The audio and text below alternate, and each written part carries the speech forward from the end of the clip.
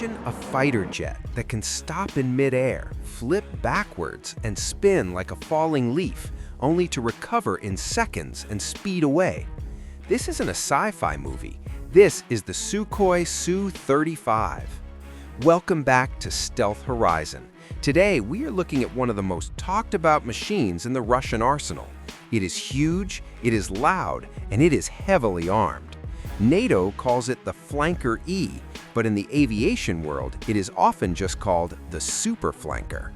For years, Russia has marketed this jet as the ultimate opponent to Western aircraft.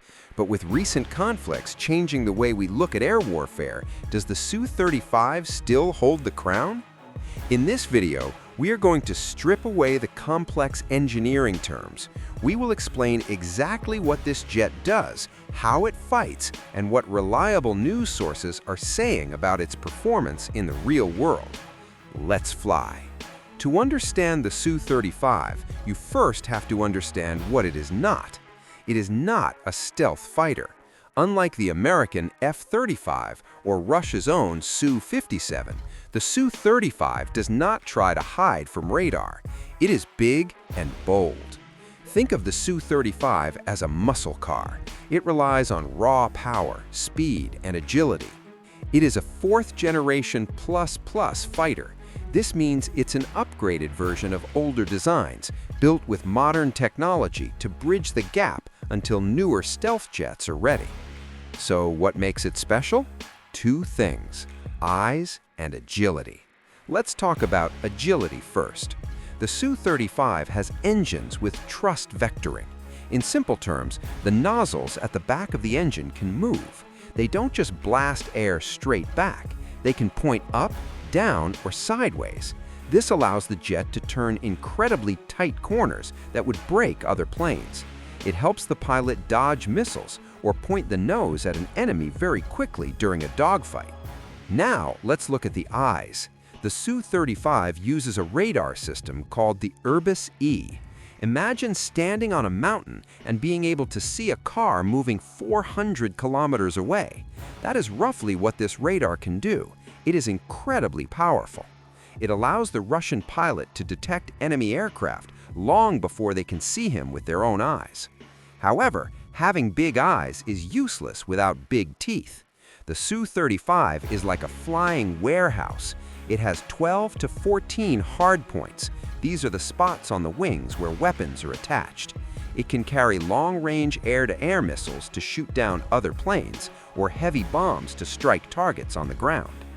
One of its scariest weapons is the R-37M missile. This is a sniper missile designed to hit targets from very far away. So, on paper, the Su-35 is a monster. It is fast, reaching speeds over Mach 2.2. That's twice the speed of sound. It can fly long distances without refueling. But paper stats are not the same as combat reality. This brings us to the most important question. How does it perform in a real war? We have seen the Su-35 used extensively in the conflict in Ukraine. This has been the first major test for the aircraft against a modern opponent. The results? They're mixed. According to reports from agencies like Reuters and the Associated Press, the Su-35 has been dangerous but not invincible. In the early days of the conflict, the Su-35 was used to dominate the skies.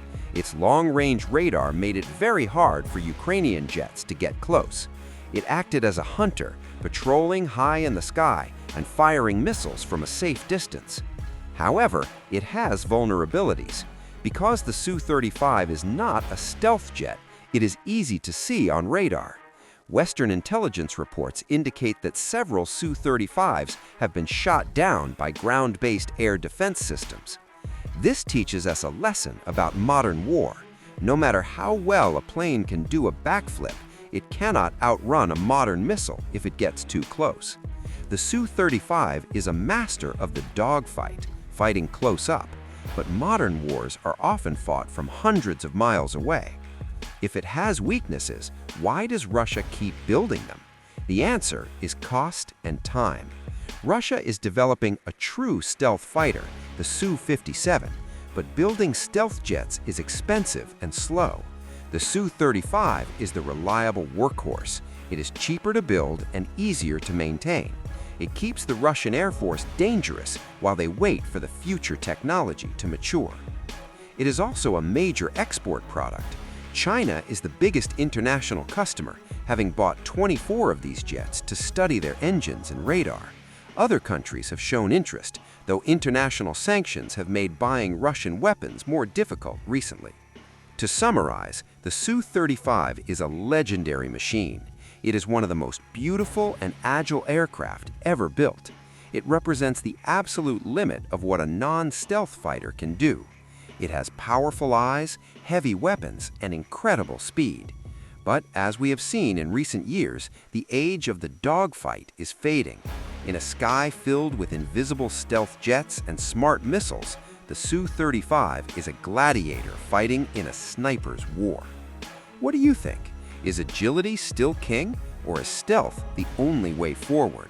Let me know in the comments below. If you enjoyed this deep dive, please hit that like button. It really helps the channel. I'm Zen, and this is Stealth Horizon. Stay safe and keep your eyes on the sky.